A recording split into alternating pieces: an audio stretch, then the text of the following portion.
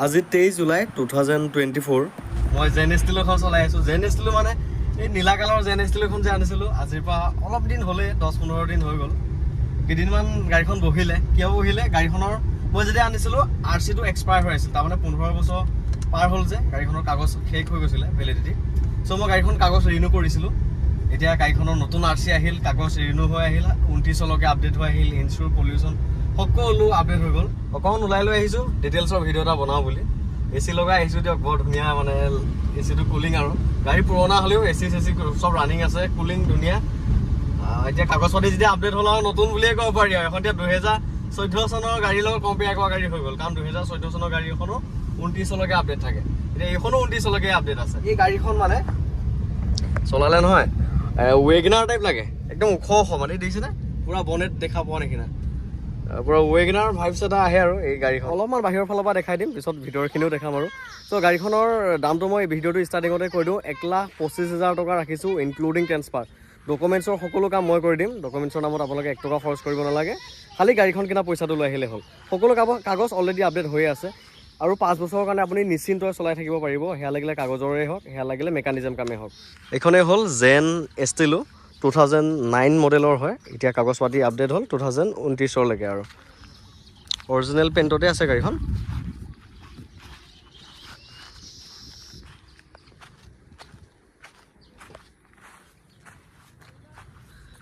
বাহিৰৰ লুকছ। এইখন LXI নহয় আকৌ, VXI মডেল হয়। 4টা পাউণ্ডো আছে, মানে যিখিনি সা সুবিধা গোটেইখিনি আছে আৰু। এয়া ইণ্টেৰিয়ৰ কণ্ডিশ্যন, ইণ্টেৰিয়ৰবিলাকো বৰ ধুনীয়া হৈ আছে। এয়া ইণ্টেৰিয়ৰ, মিউজিক চিষ্টেম এটা আছে, এইটো ৱৰ্কিং হয়। এইবোৰ AC কণ্ট্ৰল, AC টো ৰানিঙে, মই কৈছোঁ আপোনালোকক। গোটেইকেইটা দৰ্জাতে পাৱাৰ উইণ্ডো আছে। এয়া চিল আছে, নন এক্সিডেণ্টেল আৰু চিল ইঞ্জিন হয় মোৰ গাড়ীত থকা কোৱালিটিবিলাক আৰু। এইবোৰ চিল হয়, এয়া চিল, গোটেইকেইখন দৰ্জাই চিল আছে। এইবোৰ বেক চাইডৰ স্পেচ আছে দিয়ক, যথেষ্ট স্পেচ আছে, মানে যথেষ্ট স্পেচ আছে আৰু। এইবোৰ স্পীকাৰ আছে, গোটেইকেইটা দৰ্জাতে স্পীকাৰ আছে।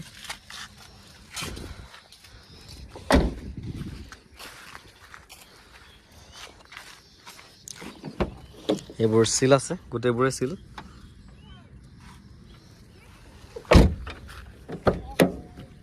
ড্ৰাইভিং চাইডৰ দৰ্জাখনো চাওক, চিল হৈ আছে পুৰা।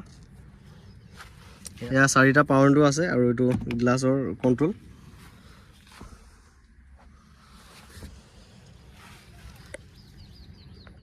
এয়া হৈছে ইঞ্জিন কণ্ডিশ্যন চাওক, F1 পুৰা চিল আছে, 2টা F1-এ চিল আছে আৰু।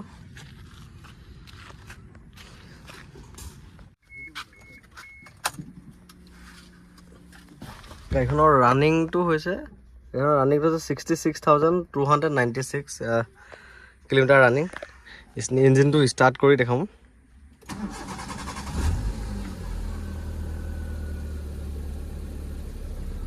ধুনীয়া স্মুথ চাউণ্ড, পেট্ৰল ইঞ্জিন যিহেতু।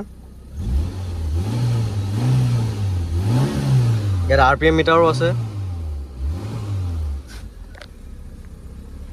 ডিগিটো যথেষ্ট স্পেচ আছে, মানে ডাঙৰ আৰু। গাড়ীখনো আহল বহল দিয়ক, একে ৱেগনাৰ টাইপ।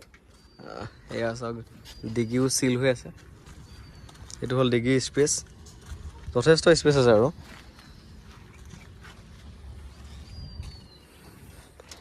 ইয়াত ডিফগাৰ আছে, এখন যিহেতু টপ মডেল হয় গতিকে অলপ সা সুবিধা আছে আৰু ফিচাৰ্ছ কিছুমান আছে। টায়াৰৰ কণ্ডিশ্যনো আছে আৰু মোটামুটি 1 বছৰমান চলাব পাৰিব।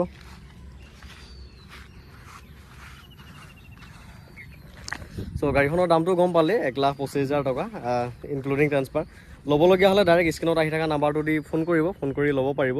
ডকুমেণ্টছৰ কাৰণে একো খৰচ কৰিব নালাগে। আৰু আপোনালোকে যে চিন্তা কৰি থাকে যে 15 বছৰ পাছত গাড়ী কি হ'ব, ডেম্পত দিব লাগিব, এই মই কাগজ পাতি আপডেট কৰি আনিলোঁ। এতিয়া আৰু নিশ্চিন্তকৈ 5 বছৰ চলাই থাকিব পাৰিব। 5 বছৰ পিছত আকৌ ৰিনিউ কৰিব পাৰিব। এতিয়া চাওক, 1,25,000 টকাত এখন মাৰুতি চুজুকি গাড়ী পাই আছে, তাকো কাগজ পাতি আপডেট, একো খৰচ কৰিব নালাগে, AC ৰানিং। গতিকে বাইক এখনৰ যদি আপোনাৰ বাজেট আছে, বাইক এখন যদি ল'ম বুলি প্লেনিং কৰি আছে, তাতকৈ গাড়ীখন লৈ লওক, গোটেইকেইটা ফেমিলিয়ে ঘূৰিব পাৰিব। বাইকখনত ৰ'দ পৰে, গাড়ীখনত ৰ'দ নাপাব আপুনি, বৰষুণৰ পৰাও বাচি থাকিব। ভিডিঅ'টো ইমানখিনি আছিল, গাড়ীখনৰ সবিশেষ দেখালোঁ আপোনালোকক। যদি ভাল লাগিছে গাড়ীখন ল'বৰ কাৰণে স্ক্ৰীণত আহি থকা নাম্বাৰটোত ফোন কৰিব, ফোন কৰি আৰু ল'ব পাৰিব। গাড়ীখন আকৌ এটা কথা থাকি গ'ল, গাড়ীখন ছেকেণ্ড অ'নাৰ হয় দেই। একদম ৱেল মেইনটেইনৰ গাড়ী। গাড়ীখন খুব কম ৰানিং হৈছে, 67,000 ছামথিং আৰু ছেকেণ্ড অ'নাৰ গাড়ী হয়, ৱেল মেইনটেইন কৰা, ধুনীয়া একদম বঢ়িয়া হৈ আছে আৰু নন এক্সিডেণ্টেল আৰু চিল ইঞ্জিনৰ সকলোবিলাক ঠিক আছে, মেকানিজম কাম একো নাই। আপোনালোকে নি আৰু চলাই থাকক। ভাল লাগিছে যদি গাড়ীখন ল'বলৈ কাৰণে স্ক্ৰীনত আহি থকা নাম্বাৰটো কণ্টেক্ট কৰিব পাৰিব আহি, আৰু বা অধিক ইনফৰ্মেশ্যনৰ কাৰণে ফোন কৰিব পাৰিব। চ' গাড়ীখন বুকিং কৰিবলগীয়া থাকিলেও এই নাম্বাৰটোৱে ফোন কৰিব পাৰিব। চ' ভিডিঅ'টো ইমানখিনি আছিল, শেষলৈকে চাই থকাৰ কাৰণে বহুত বহুত ধন্যবাদ। Thank U.